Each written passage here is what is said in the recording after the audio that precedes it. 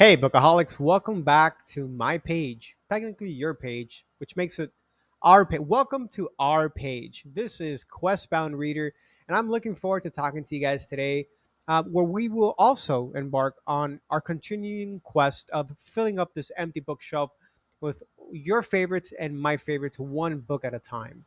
Today, we're going to take some time and go over a new series that I just recently finished the first installment in, and it's so good. It is so far a duology with the second book coming out in September of this year. So stay tuned and we'll get to our discussion right away. Alrighty, guys, let's get right back into it. So, do you guys love the chosen one trope? Do you love coming of age stories where you already know what's going to happen from page one and you can kind of already guess who the main villains are and what the heck is going to happen with the books? Well, then I am happy to say that you will be pleasantly surprised with this book. Because while it is a coming of age story, there's a huge plot twist, and it tells you right in the cover. This is The Art of Prophecy by Wesly Chu. And when you read this little excerpt right here, you will come to note that while it is a coming of age story, the prophecy that was foretold for this chosen hero is completely wrong. And to me, that is what set it apart. Um, we've all read The Chosen One. We've all read The Coming of Age, where you start off in a small town and you work your way up and then you become a man. Well, this kiddo, Gian, he is literally thrown into the middle of this action packed war and he has no idea what the hell's going on, except for the fact that he was supposed to be the chosen one and bam, now he's not. So then what does he do? What all people must do in times of uncertainty: turn to their favorite old retired grandmother who apparently can still kick everyone else's butt and ask her to train you. Now, I will say this. I loved this book. I gave it a 5 out of 5. It's the first out of two books, a duology. The second one coming out in September, so I can't wait to get my hands on it and finish this. It is incredible. This is part of the War Arts saga, and it incorporates everything that I just literally said. There's a lot of war, right? And it's martial arts, it's magic. It's fantastical. It's silly. It's funny. It's a little quirky. This Tai Shi, who's the older retired martial artist, she's phenomenal. I think she's who makes this book, right? She is his mentor, and she does not take any crap from this kid. He's spoiled and he's been spoiled his whole life.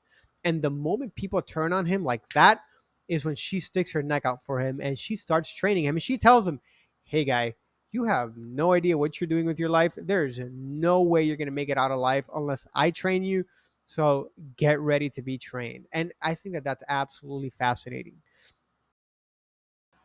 Guys, so one of the greatest things about this book is that in the middle of all this fighting and action, you still have people cracking jokes at each other. You still have the main characters making fun of one another. And I think that that's such an enjoyable thing to read. Like, you have this old lady who should, by all intent and purposes, be retired. And she's making fun of this young dude for not being able to keep up with her. And he's pissed off because he can't keep up with her. And he's entitled. And it's hilarious, right? So I think this book is for you if you like the sort of humor intense situations, which I absolutely adore. I think this book will be for you if you like martial arts. It has to do a lot with martial arts, which is amazing because there's not a lot of martial art related fantasy books, in my opinion, especially those written to this quality. I think this book will be for you if you like the training, right? The process of the training. If you like the whole, hey, I was entitled, I was supposed to be the one, and now I'm not the one. I'm the furthest thing from the one, right? And yeah, it's funny, it's quirky. You have time to really like chill in the middle of all these action scenes. And then you have your moments that, well, you can see that the author writes in a much more somber tone. You do experience loss or the potential for loss, I'll say. And I think the author ties the conclusion to this book very well. The cliffhanger, so to speak, isn't a stab to the heart or not. You know, it's subtle. And I can't wait for September to read the second one. So I encourage you guys, if you have some free time, read this book. It's only about 500 and something pages. It's a little chunky, but not too chunky for what fantasy books are.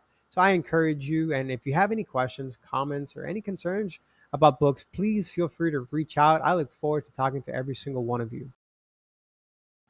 Alrighty, we did it, guys. So we hit the end of video 2, and I look forward to next video. I look forward to sharing with you and getting to know you guys a little bit more.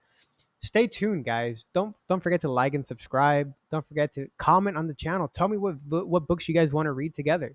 Tell me what books you guys are currently reading. Tell me if you've read this book, how you feel about it, what you liked and what you disliked. So I look forward to meeting you guys once again in our next video. Stay tuned.